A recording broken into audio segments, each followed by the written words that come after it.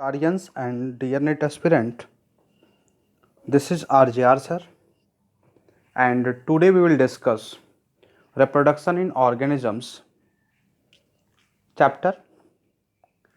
The subtopic is sexual reproduction.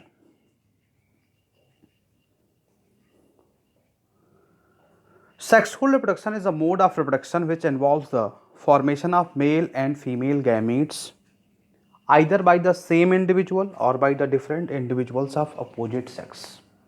बेटा हमने reproduction को क्लासीफाई किया था on the basis of parents involve in this process. बेटा सिंगल पेरेंट यदि इन्वॉल्व है तो हमने कहा था कि ए सेक्सुअल रिप्रोडक्शन होगा, और यदि दो पेरेंट इन्वॉल्व है तो हमने कहा था कि सेक्सुअल रिप्रोडक्शन होगा. अब सेक्सुअल रिप्रोडक्शन में गैमीट फॉर्मेशन का एक प्रोसेस चलता है. गैमीट फॉर्मेशन दो अपोजिट सेक्स से दो डिफरेंट टाइप के गैमीट्स बनेंगे. जैसे मेल पेरेंट है तो मेल गैमीट बनाता है और फीमेल पेरेंट है तो फीमेल गैमीट बनाएगा. मतलब दोनों गैमीट फ्यूज करते हैं और फ्यूज करके एक नई सेल का फॉर्मेशन करते हैं जिसे जाइगोट कहा जाता है. जाइगोट ही ग्रो करके डेवलप करता है और नए इंडिविजुअल का फॉर्मेशन करता है. बेटा सेक्सुअल रिप्रोडक्शन को हम लोग एम्फी एक्सिस भी कहते हैं और सिनजेनेसिस भी कहते हैं, क्योंकि जो जाइगोट है उसका फॉर्मेशन होता है आफ्टर सिनगैमी. बेटा सेक्सुअल रिप्रोडक्शन एसेक्सुअल रिप्रोडक्शन की अपेक्षाकृत elaborate, more complex and slow process होगा. कोई भी प्रोसेस यदि कॉम्प्लेक्स होगा तो स्लो होगा. कोई भी प्रोसेस सिंपल तब होता है जब वो क्या हो, फास्ट हो. बेटा इस सेक्सुअल रिप्रोडक्शन जो प्रोसेस है इसके कुछ मेजर एडवांटेजेज हैं. एक जो मेजर एडवांटेज है वो क्या है कि ये जेनेटिक रिकॉम्बिनेशन कराता है इन ऑफस्प्रिंग्स. अब जेनेटिक रिकॉम्बिनेशन कैसे होता है? होता क्या है कि जब गैमेटोजेनेसिस चल रही होती है, यानी मेल और फीमेल गैमेट का फॉर्मेशन हो रहा होता है, उस समय जो डिवीजन है यहाँ पर वो मियोसिस टाइप की होती है. कैसी होती है बेटा? मियोसिस टाइप की. और मियोसिस के प्रोफेज 1 में जो पैकिटीन स्टेज आता है वहीं पर हमने पढ़ा था क्रॉसिंग ओवर होता है. उसी क्रॉसिंग ओवर का जो प्रोडक्ट है वो है गैमीट. अब उन गैमीट का गैमेटिक यूनियन होगा सेक्सुअल रिप्रोडक्शन में, तो जाहिर सी बात है कि वेरिएशन आएगा. जो प्राइमरी वेरिएशन का काज है वो है मियोसिस के प्रोफेज 1 की पैकिटीन स्टेज जो कि चलती है. अब ध्यान दो, जो वेरिएशन है डार्विन अंकल ये बता के गए हैं हमें कि variation is the raw material for evolution. वो वेरिएशन हो रहा है ड्यूरिंग सेक्सुअल रिप्रोडक्शन. तो सेक्सुअल रिप्रोडक्शन का एवोल्यूशनरी सिग्निफिकेंस ये है कि ये वेरिएशन कराता है. आगे आएंगे. Sexual reproduction mostly multicellular organisms के द्वारा एग्जिबिट किया जाता है, like all flowering plants and most of the animals. बेटा कुछ यूनिसेलुलर ऑर्गेनिजम्स भी हैं जो सेक्सुअल रिप्रोडक्शन करते हैं, लाइक क्लेमाइडोमोनास क्लोरेला. यहाँ पर सेक्सुअल रिप्रोडक्शन होता है. अब ध्यान दो, सेक्सुअल रिप्रोडक्शन करने के लिए ऑर्गेनिज्म अपनी एक ग्रोथ और मैच्योरिटी को अटेन करता है. बिना ग्रोथ और मैच्योरिटी के अटेन किए सेक्सुअल रिप्रोडक्शन नहीं हो पाएगा, क्योंकि सेक्सुअल रिप्रोडक्शन क्या है, एक डिटेल प्रोसेस है. आपको पढ़ा है मैंने, एलाबोरेट एंड कॉम्प्लेक्स प्रोसेस है, यानी नंबर ऑफ स्टेप्स इन्वॉल्व होते हैं. ये एक सिंगल स्टेप प्रोसेस नहीं है. अब देखो, जो ऑर्गेनिजम्स है ना, उनका जब ग्रोथ चल रहा होता है, जब वो मैच्योरिटी की तरफ प्रोसीड कर रहे होते हैं, तो उसी में डिफरेंट फेजेस आते हैं. जैसे यहां पर आप देखेंगे स्क्रीन पे, तो एनिमल्स के केस में जुवेनाइल फेज आ रहा है, प्लांट्स के केस में वेजिटेटिव फेज आ रहा है. ध्यान दो बेटा, juvenile phase in case of animal, vegetative phase in case of plants. In phases में एनिमल्स और प्लांट्स क्या करते हैं, अपनी सेक्सुअल मैच्योरिटी को अटेन करते हैं. अगला फेज है रिप्रोडक्शन, जिसके दौरान ऑर्गेनिजम्स रिप्रोड्यूस करते हैं. Organism starts reproducing sexually. और लास्ट फेज है सेनेसेंट फेज। क्या है? Senescent phase. ये ओल्ड एज है, एजिंग की स्टेज है, इसमें लाइफ साइकिल कंप्लीट हो गई होती है। Last phase of life cycle called senescent phase. तो juvenile phase, reproductive phase, senescent phase ये एनिमल की फेजेज हैं, और vegetative phase, reproductive phase, senescent phase ये प्लांट की फेजेज हैं। ध्यान रखना, इन फेजेस के डिटर्मिनेशन में प्लांट हो या एनिमल, हॉर्मोन्स का रोल होता है। ये जो हॉर्मोन्स होते हैं ना, वही रेगुलेट करते हैं इन फेजेस को। जैसे कुछ सेक्सुअल हार्मोन्स होते हैं जो जुवेनाइल फेज के बाद एनिमल्स में एक्टिव हो जाते हैं। कुछ फ्लावरिंग हार्मोन्स होते हैं लाइक फ्लोरिजन वगैरह, ये एक्टिव हो जाते हैं इन case of plants, flower sexual structure. अब ध्यान दो, जो हार्मोन है इनका इंटरेक्शन होता है प्रॉपर एनवायरमेंटल फैक्टर से, और जब इन्वायरमेंटल फैक्टर से वो इंटरेक्ट करते हैं तभी जाके रिप्रोडक्टिव प्रोसेसेस स्टार्ट होती हैं। अब रिप्रोडक्टिव प्रोसेस स्टार्ट होने से पहले ऑर्गेनिजम्स के अंदर several morphological, physiological and behavioural changes report किए गए हैं।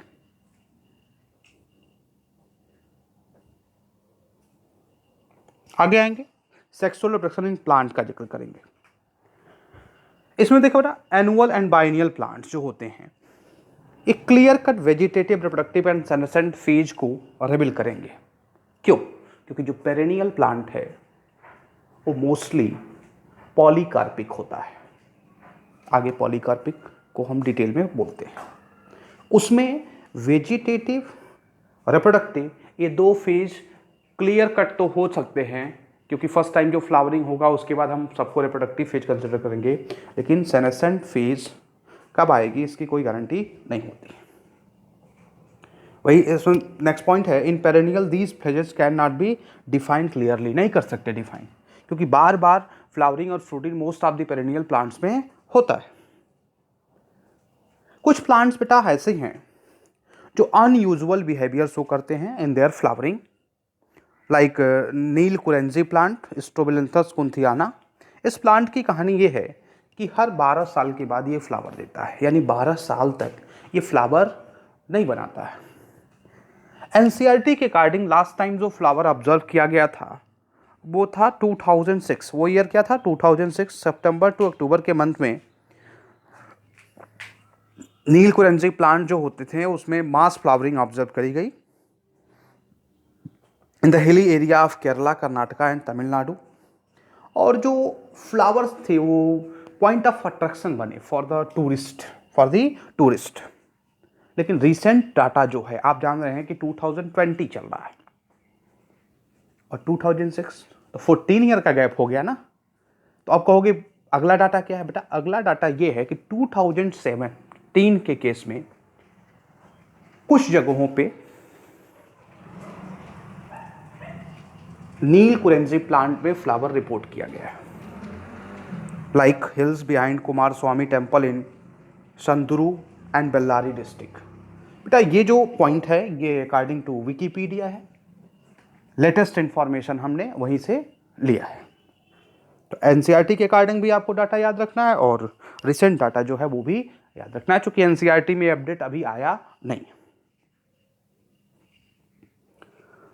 अब देखो, हमने जिक्र किया था पॉलीकार्पिक प्लांट का। दो तरह के प्लांट होते हैं, monocarpic plant and polycarpic plant.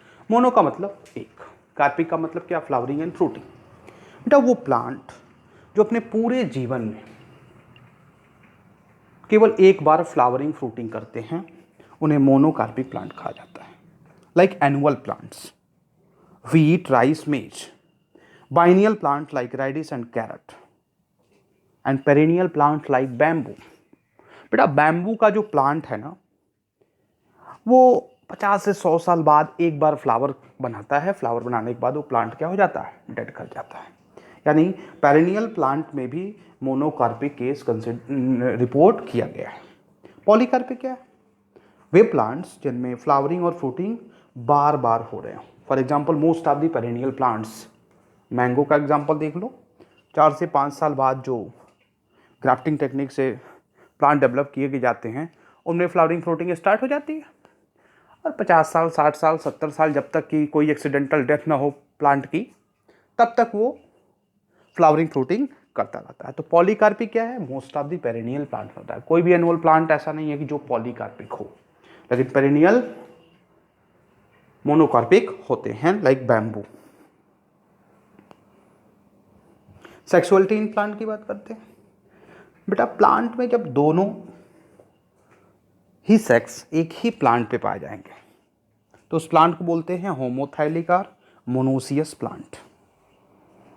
जब मेल और female reproductive structure same plant पे होगा तो प्लांट कहा जाएगा होमोथैलिक और मोनोसियस। होमोथैलिक कब यूज करेंगे, मोनोसियस कब यूज करेंगे? बेटा मोनोसियस हायर प्लांट के केस में यूज किया जाता है जहां प्लांट बॉडी थैलवाइड नहीं होती है, और होमोथैलिक कब यूज करते हैं जिन प्लांट्स के केस में प्लांट बॉडी थैलवाइड होती है। For example chara, cucurbita, coconut, palm et cetera.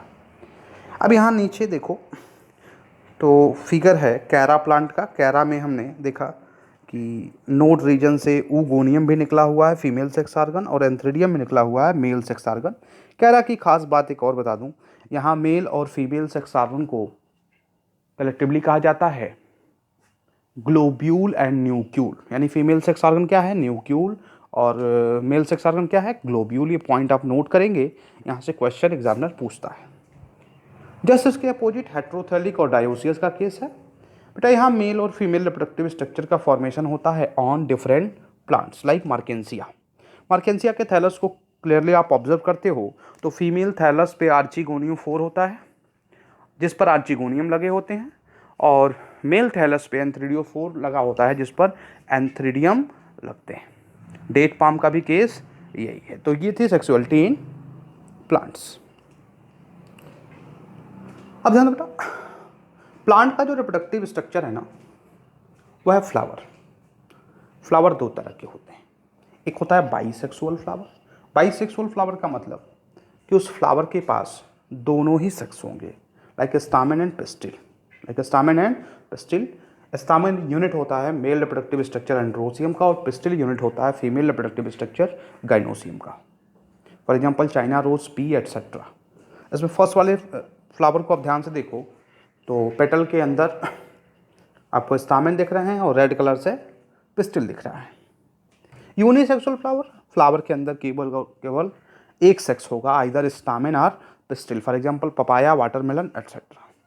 अब यदि स्टामेन फ्लावर के अंदर है तो फ्लावर कहा जाता है स्टेमिनेट फ्लावर और यूनिसेक्सुअल मेल फ्लावर, और यदि पिस्टिल है तो पिस्टिलेट फ्लावर और यूनिसेक्सुअल फीमेल फ्लावर। फिगर को ध्यान से आप ऑब्जर्व करेंगे तो स्टेमिनेट फ्लावर में केवल स्टामेन है और पिस्टिलेट फ्लावर में केवल पिस्टिल है। एनिमल्स में सेक्सुअल रिप्रोडक्शन की बात करते हैं तो बेटा एनिमल्स में जो ऑर्गेनिज्म रिप्रोड्यूस करते हैं उन्हें ब्रीडर्स कहा जाता है। क्या बोलते हैं? ब्रीडर्स। और दो तरह के ब्रीडर्स होते हैं, एक होता है कॉन्टिन्यूअस ब्रीडर। कॉन्टिन्यूअस ब्रीडर वो है कि यदि 12 महीने का पूरा एक साल है तो किसी भी मंथ में वो रिप्रोडक्शन कर सकता है। That means remain reproductively active through their reproductive phase.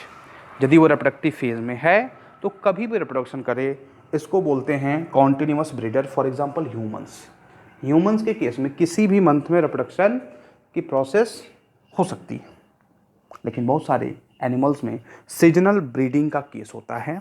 Seasonal breeders कहा जाता है उनको, जो कि एक फेवरेबल कंडीशन में ही रिप्रोडक्शन करते हैं, like dogs, birds, frogs, lizards et cetera. जैसे फ्रॉग की बात करें तो फ्रॉग बेटा एक्वेटिक इन्वायरमेंट का राजा है। एम्फीबियन कहते हैं, लेकिन रेनी सीजन में ही वो ब्रीड करता है। ठीक है ना? आगे आएंगे सेक्सुअल रिप्रोडक्शन इन एनिमल में। तो एनिमल्स के अंदर पोस्ट रिप्रोडक्टिव फेज आने से पहले ढेर सारे मार्फोलॉजिकल और फिजियोलॉजिकल चेंजेज आते हैं। आप देखोगे ह्यूमन रिप्रोडक्शन में, आगे टीचर आपको बताएंगे कि कौन कौन से मॉर्फोलॉजिकल और फिजियोलॉजिकल चेंजेज हैं जो रिप्रोडक्शन के पहले आते हैं या रिप्रोडक्टिव एज के पहले आते हैं या पोस्ट रिप्रोडक्टिव एज के पहले आते हैं। जैसे हम बात करें दाढ़ी मूंछ का आना मेल्स में, मेमोरी ग्लैंड का डेवलप होना इन केस ऑफ फीमेल, ये सब, फिर बेबी बम्प का फॉर्मेशन होना इन केस ऑफ फीमेल्स, ये सब क्या हैं, पोस्ट रिप्रोडक्टिव फेज के मॉर्फोलॉजिकल और physiological changes. Basically reproductive phase से पहले ये दाढ़ी मूंछ आना मेमोरी ग्लैंड का फॉर्मेशन है, और जो बेबी बम्प वाला केस मैंने कंसिडर बताया आपको वो है पोस्ट रिप्रोडक्टिव फेज, रिप्रोडक्शन के बाद वाला। बेटा मैमल्स के केस में during reproductive phase ovaries, accessory ducts, hormone, ये सब मिलके एक साइक्लिक रूटीन फॉलो करते हैं। उन साइक्लिक रूटीन्स में दो तरह की साइकिल रिपोर्ट करी गई है। एक है ओस्ट्रस साइकिल जो कि नॉन प्राइमेट्स का केस है, such as dogs, tigers, cows, rats, sheep, deers etcetera, और एक है मेंस्ट्रुअल साइकिल। बेटा ये प्राइमेट्स का केस होता है। किसका केस होता है? प्राइमेट्स का केस होता है, such as monkey, apes and human et cetera. Oestrus cycle, menstrual cycle, ये सब आगे आपको सेक्सुअल रिप्रोडक्शन इन एनिमल्स में डिटेल में पढ़ाया जाएगा। अभी केवल साइकिल का आपको नाम पता होना चाहिए, क्योंकि मेंस्ट्रुअल साइकिल, ओस्ट्रस साइकिल एक लंबा प्रोसेस है। सेक्सुअलिटी इन एनिमल की बात करते हैं। बेटा एनिमल्स के केस में भी दो तरह के एनिमल रिपोर्ट किए गए हैं on the basis of sexuality, like bisexual. Bisexual के लिए यहाँ पर एक टर्म यूज करते हैं हर्माफ्रोडाइट, और एक होता है यूनिसेक्सुअल। बेटा दोनों ही सेक्स मौजूद हैं तो bisexual, like in case of earthworm, tapeworm, leech, sponges. केवल एक सेक्स मौजूद है तो unisexual, like in case of cockroach and dogs. Figure को आप क्लियरली ऑब्जर्व करेंगे तो फर्स्ट फिगर जो है वो बाइसेक्सुअल अर्थवर्म का है। इसमें ओवरी भी दिख रहा है, टेस्टिस साइक भी दिख रहा है, यानी फीमेल और मेल सेक्स ऑर्गन दोनों मौजूद हैं। और मेल कॉकरोच, फीमेल कॉकरोच में देखो तो केवल मेल और फीमेल रिप्रोडक्टिव स्ट्रक्चर अलग अलग पाए जा रहे हैं, तो ये हो जाएगा यूनिसेक्सुअल। अब आते हैं सेक्सुअल रिप्रोडक्शन के इवेंट्स की। बेटा इवेंट्स को तीन कैटेगरी में बांटा गया है। एक है प्री फर्टिलाइजेशन इवेंट, यानी फर्टिलाइजेशन से पहले का इवेंट। एक है पोस्ट फर्टिलाइजेशन इवेंट, जो फर्टिलाइजेशन के बाद का, और एक फर्टिलाइजेशन इटसेल्फ, यानी सीक्वेंस कुछ ऐसे होगा, pre fertilization event, fertilization event and post fertilization event.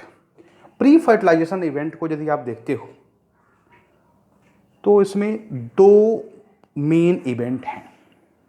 एक तो है गैमेटोजेनेसिस और एक है गैमीट ट्रांसफर। गैमेटोजेनेसिस क्या है? गैमीट के फॉर्मेशन की प्रक्रिया को बोलेंगे गैमेटोजेनेसिस, यानी formation of gamete is called gametogenesis. Gamete transfer क्या है? बेटा मेल गैमीट का फीमेल तक पहुंचना इज कॉल्ड गैमीट ट्रांसफर। जैसे गैमेटोजेनेसिस की बात करते हैं बेटा, process of formation of male and female gamete is called gametogenesis. बेटा जो गैमीट्स होते हैं ना, इनके मॉर्फोलॉजिकल और फिजियोलॉजिकल सिमिलरिटी डिसिमिलरिटी के बेस पर सेक्सुअल रिप्रोडक्शन के टाइप्स डिसाइड होते हैं। ठीक है ना? जैसे आइसोगेमी, अनाइसोगेमी और ऊगेमी। अनाइसोगेमी और ऊगेमी ये हेटेरोगेमी के टाइप्स हैं। जो आइसोगेमी होता है उसमें आइसोगैमीट्स इन्वॉल्व होते हैं in the process of sexual reproduction. Isogametes का मतलब क्या है? Gametes are similar in appearance and it is not possible to differentiate them into male and female gametes. Basically, morphologically similar and physiologically dissimilar gametes के formation यदि होता है किसी organism के केस में तो उसे आइसोगैमीट्स कहते हैं, और प्रोसेस जो फर्टिलाइजेशन का होता है उसे बोलते हैं आइसोगैमी। बेटा इन गैमीट्स को आप मॉर्फोलॉजिकली डिफरेंशिएट नहीं कर सकते, लेकिन इन दोनों का जेनेटिक्स क्या होता है? डिसिमिलर होता है, जिसकी वजह से फिजियोलॉजी क्या करेगी? डिफर करेगी। हेटेरोगैमीट्स क्या? हेटेरोगैमीट्स में morphologically as well as physiologically dissimilar gametes होते हैं। जो फीमेल गैमीट होता है उसकी साइज थोड़ी बड़ी होती है, मेल गैमीट की साइज छोटी होती है। मेल गैमीट का नंबर ज़्यादा होता है और मेल्स मोस्टली क्या होते हैं, मोटाइल होते हैं। जैसे आप देखो हेट्रोगैमीट्स ऑफ फ्यूकस, फ्यूकस में देखो मेल गैमीट छोटा सा है, मोटाइल है। हेट्रोगैमीट्स ऑफ होमोसेपियंस, इसमें भी male gamete lighter in weight है और मोटाइल है, फ्लैजिला दिख रही है। तो इस तरीके से आप देखोगे आइसोगैमीट्स, हेट्रोगैमीट्स एंड एनाइसोगैमीट्स, हेट्रोगैमीट्स को ही एनाइसोगैमीट्स भी कहा जाता है। अब आते हैं हैप्लॉइड ऑर्गेनिज्म का केस देखते हैं बेटा। Like monerans, fungi, algae and bryophytes, gametes produce by mitotic division. Very yes, जो ऑर्गेनिज्म हैप्लॉइड होंगे उनमें गैमीट का फॉर्मेशन होगा थ्रू माइटोटिक डिवीजन। ठीक है, माइटोटिक डिवीजन क्या है, इक्वेशनल डिवीजन होता है। यदि पैरेंट सेल डिप्लॉयड है या पैरेंट सेल हैप्लॉइड है तो प्रोजेनी सेल भी क्या होगी, डिप्लॉयड होगी या हैप्लॉइड होगी। ठीक है, डिपेंड करता है कि पैरेंट सेल की प्लॉइडी क्या है। डिप्लॉयड ऑर्गेनिज्म है तो डिप्लॉयड ऑर्गेनिज्म के केस में like pteridophyte, gymnosperm, angiosperm, haploid gamete का फॉर्मेशन होता है बाय मियोटिक डिवीजन। बेटा मियोटिक डिवीजन के थ्रू गैमीट का फॉर्मेशन होगा तो जाहिर सी बात है पेरेंट सेल की प्लॉइडी से प्लॉइडी क्या होगी, कम होगी, किसकी, प्रोजेनी सेल की। बेटा जिन सेल में मियोसिस होता है उन सेल्स को बोलते हैं मियोसाइट्स। मियोसाइट्स में डिवीजन होगा तो हैप्लॉइड गैमीट्स का फॉर्मेशन होता है। तो ऑर्गेनिज्म सिंपल है, डिप्लॉयड होगा तो वहां पर मियोसिस डिवीजन चलेगा इन गैमीट फॉर्मेशन, ऑर्गेनिज्म हैप्लॉइड होगा तो माइटोसिस डिवीजन चलेगा इन गैमीट फॉर्मेशन। अब यहां पर कुछ ऑर्गेनिजम्स हैं जिनके डिप्लॉयड और हैप्लॉयड क्रोमोसोम नंबर दिए गए हैं। इन पूरी लिस्ट को आपको क्या करना होगा, याद करना होगा बेटा। ये एनसीईआरटी के अकॉर्डिंग लिस्ट है और इस लिस्ट से क्वेश्चन बनते हैं। लाइक ओफियोग्लासम, बेटा एक टेरिडोफाइट है, इसका डिप्लॉयड क्रोमोसोम नंबर होता है 1260, हैप्लॉयड हो जाएगा जस्ट हाफ 630। एप्पल 34 होता है, 17 हो जाएगा after reductional division. Rice 24, maize 20, potato 48, onion 32, human being 46, house fly 12, rat 42, dog 78, cat 38, fruit fly 8, butterfly 380। As it is आपको इस टेबल को क्या करना होगा, याद करना होगा for examination point of view. यहाँ से क्वेश्चन बन जाते हैं। अब गैमीट ट्रांसफर पे आते हैं। गैमेटोजेनेसिस की बात हो गई, अब हम लोग गैमीट ट्रांसफर पे आएंगे। बेटा एल्गी, फंजाई के केस में मेल और फीमेल दोनों ही गैमीट क्या होते हैं, मोटाइल होते हैं। और मेजॉरिटी ऑफ ऑर्गेनिज्म के केस में मेल गैमीट मोटाइल होता है, फीमेल गैमीट क्या होते हैं, स्टेशनरी होते हैं। सिंपलर प्लांट्स की बात करो like lower plant, algae, ब्रायो, pteridophytes, जहां पर वाटर क्या होता है, सुटेबल मीडियम होता है for the transfer of male gamete. यानी वाटर ना हो तो फर्टिलाइजेशन नहीं होगा, ये हम बोल सकते हैं। ठीक है, अब ध्यान दो, मेल गैमीट का जो नंबर होता है ना बहुत ज़्यादा होता है as compared to female gamete. क्यों, क्या रीजन है? क्योंकि वास्ट एनवायरनमेंट में मेल गैमीट्स ढेर सारे नहीं बनेंगे तो हो सकता है कि वाटर में ही वो घूमते रह जाएं, उसको फीमेल मिले ना। चांसेस फर्टिलाइजेशन का बढ़ जाता है अगर जो मेल का नंबर ज़्यादा होगा। जो ही मेल पहले मिलेगा फर्टिलाइजेशन हो जाएगा और जाइगोट फॉर्मेशन हो जाता है। इसीलिए मेल गैमीट का नंबर क्या होता है, काफ़ी ज़्यादा बनता है। सीडेड प्लांट की बात करो तो सीडेड प्लांट के केस में पॉलिन ग्रेन जो होता है वही मेल गैमीट को कैरी करता है और पॉलिन ग्रेन का ट्रांसफर होता है स्टिग्मा ऑफ पिस्टिल पे, स्टिग्मा ऑफ पिस्टिल पे, जिससे कि फर्टिलाइजेशन की प्रोसेस आगे बढ़ती है। ओब्यूल के अंदर बैठा होता है एग। ध्यान दो, pistil consist of ovary, style and stigma. Stigma पर आके बैठेगा पॉलन, पॉलन ट्यूब का जर्मिनेशन होता है, फिर पॉलन ट्यूब मेल गैमीट को कैरी किया रहता है, ओव्यूल के अंदर एग होता है, उससे जाके मेल गैमीट मिलता है, जाइगोट का फॉर्मेशन होता है। बेटा पॉलन ग्रेन का एंथर से निकल के स्टिग्मा तक आना, ये प्रोसेस कहा जाता है pollination. And the transfer of pollen grain from anther to stigma is called pollination. जैसे ही पॉलन ग्रेन स्टिग्मा पर पहुंचता है, जर्मिनेट करता है, एक ट्यूब बनाता है पॉलन ट्यूब, और वही ट्यूब एंटर कर जाता है इनसाइड द ओव्यूल, और ओव्यूल करके मेल गैमीट को रिलीज कर देगा नियर द एग, और एग फर्टिलाइज करके बन जाएगा जाइगोट। ठीक है, अब ध्यान दो, एनिमल्स का केस कंसिडर करते हैं। बेटा ये जो पॉलिनेशन की मैकेनिज्म है, पॉलन ट्यूब जर्मिनेशन की मैकेनिज्म है, डिटेल में आप पढ़ेंगे in sexual reproduction in flowering plant chapter, and जो नेक्स्ट चैप्टर है रिप्रोडक्शन इन ऑर्गेनिज्म के बाद, उसमें पॉलिनेशन डिटेल में पढ़ाया जाता है। ठीक है, यूनिसेक्सुअल एनिमल्स को देखो, जैसे लाइक ह्यूमंस, तो यहाँ पर मेल गैमीट के ट्रांसफर के लिए स्पेशलाइज्ड कॉपुलेटरी ऑर्गन्स होते हैं। गैमीट ट्रांसफर कॉपुलेटरी ऑर्गन्स के थ्रू होता है, like in case of human penis, penis के थ्रू कॉपुलेशन होता है और मेल गैमीट का ट्रांसफर होता है inside the uterus of female. बेटा मेल गैमीट और फीमेल गैमीट के फ्यूजन को बोलते हैं हम फर्टिलाइजेशन और syngamy.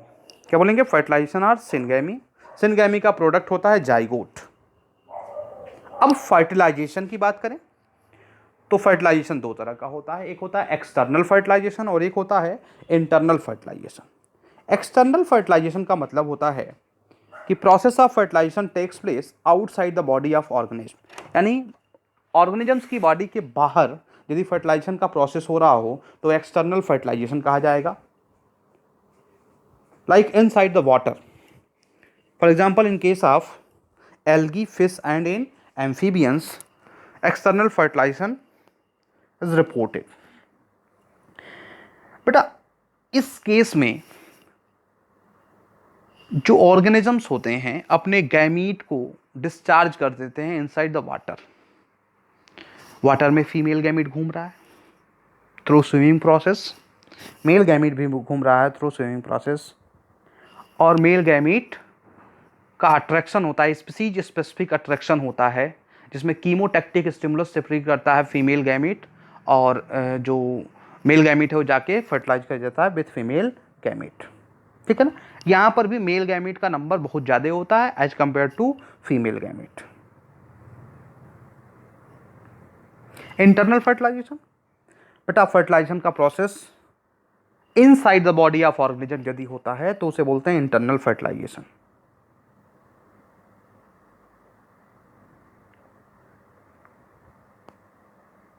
Like in case of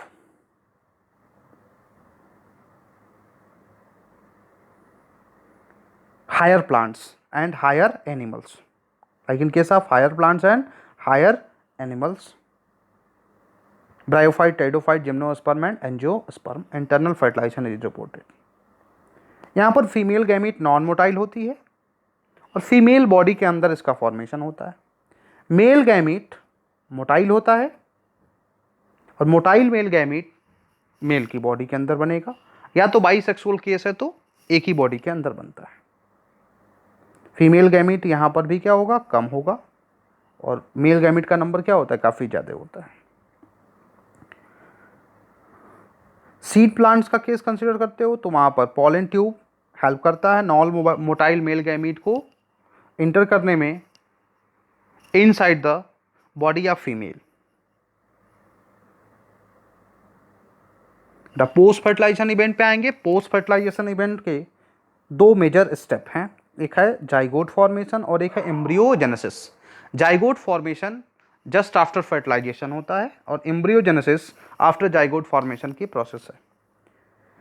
fertilisation lead to the formation of a single cell called zygote. Zygote का केस कहाँ से स्टार्ट हुआ? After fertilization. बेटा जो जाइगोट होता है ना, एक वाइटल लिंक है। जो कि स्पीसीज की कॉन्टिन्यूटी को इंश्योर करता है between the organisms of one generation to the next. यानी एक जनरेशन से दूसरे जनरेशन को कनेक्ट करने का काम कौन करता है? जाइगोट।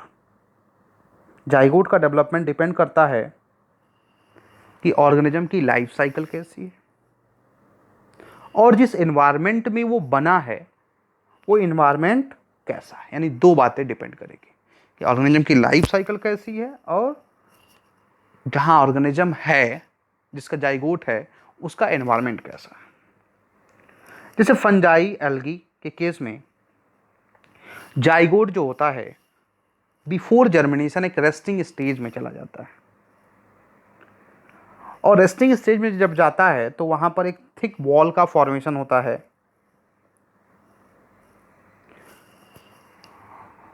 और वो थिक वॉल उसको डेसिकेशन और डैमेज से बचाता है। ठीक है, तो रेस्टिंग स्टेज में चला जाता है zygote in case of algae and fungi. Types of life cycle को ध्यान दो। पहली लाइफ साइकिल है हैप्लॉन्टिक, दूसरी है डिप्लॉन्टिक और तीसरी है हैप्लोडिप्लॉन्टिक। बेटा haplontic life cycle haploid organisms के केस में बनता है। यहाँ पर जो ऑर्गेनिजम्स होते हैं वो हैप्लॉयड होते हैं। यन हैप्लॉयड मल्टीसेलुलर ऑर्गेनिज्म यन। माइटोसिस आपको बताया था हैप्लॉयड होगा तो माइटोसिस से गैमेटोजेनेसिस होगा, गैमीट का फॉर्मेशन हुआ आफ्टर बाय द माइटोसिस, फिर गैमेटिक यूनियन होता है, फर्टिलाइजेशन, जाइगोट बनता है। जाइगोट बनने के तुरंत बाद हो जाता है मियोसिस, और मियोसिस के प्रोडक्ट से स्पोर्स बनते हैं, वो स्पोर्स जर्मिनेट करके और हैप्लॉयड ऑर्गेनिज्म का फॉर्मेशन कर लेते हैं। तो यहाँ पर देखोगे तो मियोसिस का केस हो रहा है इन जाइगोट। इस मियोसिस को बोलते हैं जाइगोटिक मियोसिस। क्या बोलेंगे? Zygotic meiosis. तो इस तरीके से आप देखोगे कि हैप्लॉयड ऑर्गेनिज्म के केस में मियोसिस जाइगोटिक होती है। दूसरा जो लाइफ साइकिल है वो डिप्लॉन्टिक। डिप्लॉन्टिक लाइफ साइकिल में ऑर्गेनिज्म डिप्लॉयड है, यहाँ पर ड्यूरिंग गैमेटोजेनेसिस मियोसिस होता है, हैप्लॉयड गैमीट का फॉर्मेशन हो गया, गैमेटिक यूनियन होगा, जाइगोट बनेगा और जाइगोट डेवलप करके फिर डिप्लॉयड ऑर्गेनिज्म का फॉर्मेशन करता है। इस तरीके से आप देखेंगे तो इसमें ड्यूरिंग गैमिट फॉर्मेशन मियोसिस हो रहा है, इस मियोसिस को बोलते हैं गैमेटिक मियोसिस। तो तीसरा लाइफ साइकिल है वो है हैप्लोडिप्लॉन्टिक। जो dominant phase of life cycle है वो है हैप्लॉयड। हैप्लॉयड ऑर्गेनिज्म के केस में माइटोसिस का प्रोडक्ट होता है हैप्लॉयड गैमीट, फर्टिलाइजेशन होगा, जाइगोट बनेगा, जाइगोट डेवलप करके एक इंटरमीडिएट प्लांट बॉडी का फॉर्मेशन करता है जिसे स्पोरोफाइट कहा जाता है, और ये स्पोरोफाइट के ऊपर स्पोरेंजियम डेवलप होते हैं। स्पोरेंजियम के अंदर स्पोर मदर सेल में मियोसिस होता है और स्पोर का फॉर्मेशन होता है जिसको स्पोरोजेनेटिक मियोसिस कहते हैं, और जो मियोसिस के प्रोडक्ट होते हैं स्पोर्स वो जर्मिनेट करके गैमेटोफिटिक हैप्लॉयड प्लांट बॉडी का फॉर्मेशन करते हैं। तो ये तीन इंपॉर्टेंट कैटेगरी के लाइफ साइकिल्स हैं, और भी वैरायटी ऑफ लाइफ साइकिल होते हैं जो जाइगोट के डेवलपमेंट को रिवील कर रहे हैं। जाइगोट का डेवलपमेंट कैसा होगा ऑर्गेनिज्म की लाइफ साइकिल के ऊपर डिपेंड करेगा। एम्ब्रियोजेनेसिस, बेटा एम्ब्रियो के प्रोसेस ऑफ डेवलपमेंट को एम्ब्रियोजेनेसिस कहा जाता है। एम्ब्रियो कैसे बनता है? जाइगोट में माइटोसिस डिवीजन का प्रोडक्ट एक मल्टीसेलुलर स्ट्रक्चर एम्ब्रियो कहा जाता है। बेटा एम्ब्रियोजेनेसिस में दो स्टेप है, एक है सेल डिवीजन और एक है cell differentiation. Cell division mitosis type का होगा after zygote formation during embryogenesis, और सेल डिफरेंशिएशन का मतलब क्या है कि जो सेल है, क्योंकि जो जाइगोट है ना वो मेरिस्टेम होता है, वो क्या है? स्टेम सेल है, वो अनडिफरेंशिएटेड सेल होता है। उसमें जब माइटोसिस होगी तो जो सेल्स बनती हैं वो in future development process differentiate होती रहती हैं। डिफरेंशिएट होने का मतलब क्या? वो सेल के ऊपर एक टैग लगेगा कि तू क्या बनेगी, कौन सी टिश्यू बनेगी, किस पार्ट ऑफ बॉडी का पार्ट तुम बनने जा रहे हो। तो उस टैगिंग को ही बोलते हैं सेल डिफरेंशिएशन।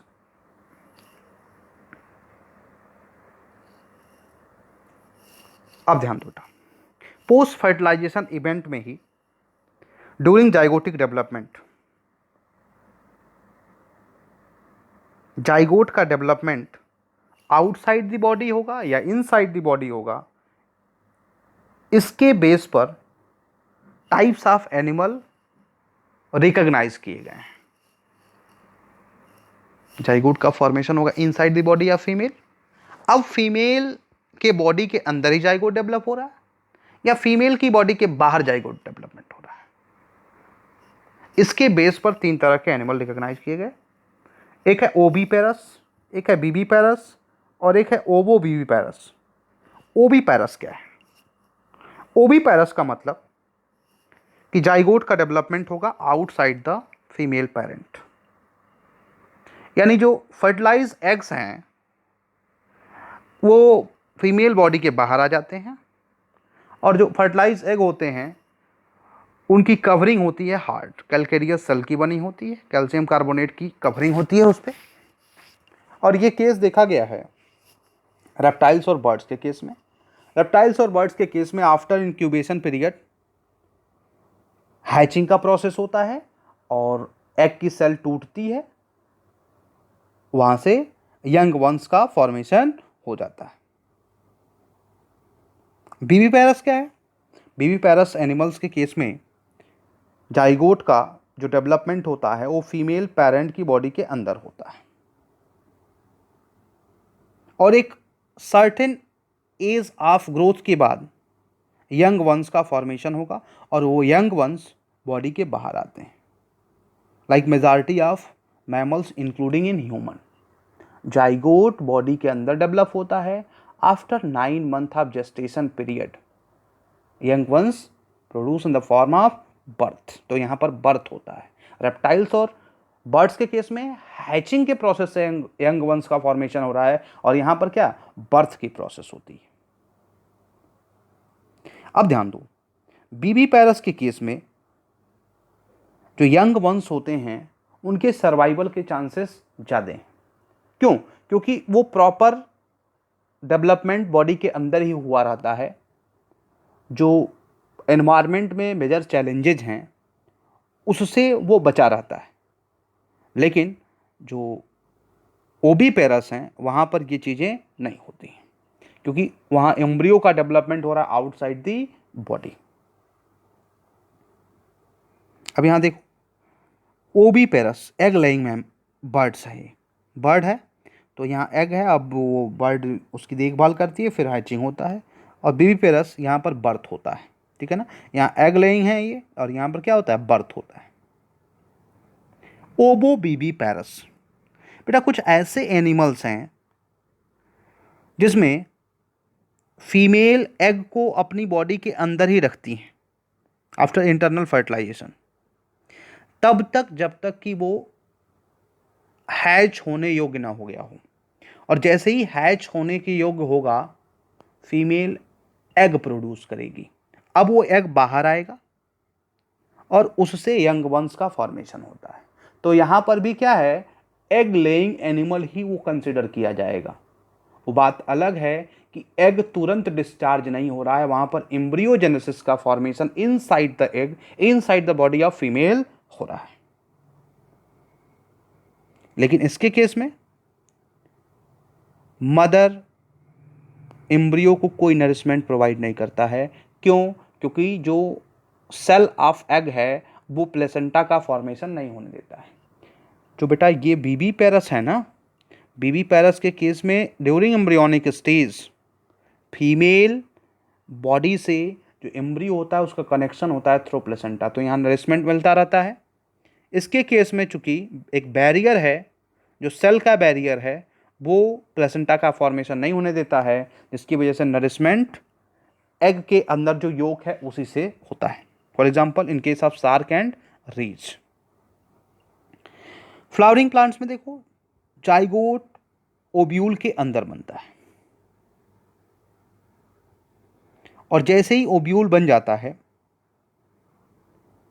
ओब्यूल के अंदर जैसे ही जाइगोट बन जाता है, फ्लावर के बाकी पार्ट जो होते हैं वो गिर जाते हैं in most of the cases except pistil, सब गिर जाएंगे। कुछ के केस में देखा गया है कि जो सेपल होता है वो बचा रहता है, like in case of tomato and brinjal persistent sepal report किया गया है और वो डेवलपिंग फ्रूट से अटैच रहता है। लेकिन आप मोस्ट ऑफ द केसेस में देखोगे तो सेपल, पेटल, ये सब क्या होते हैं, गिर जाते हैं। अब यहाँ कुछ टाइप ऑफ फ्रूट्स और उनके सीड्स का फिगर यहाँ मैंने इनपुट इंट्रोड्यूस किया है। आप देखेंगे तो पी जो है वो क्या है,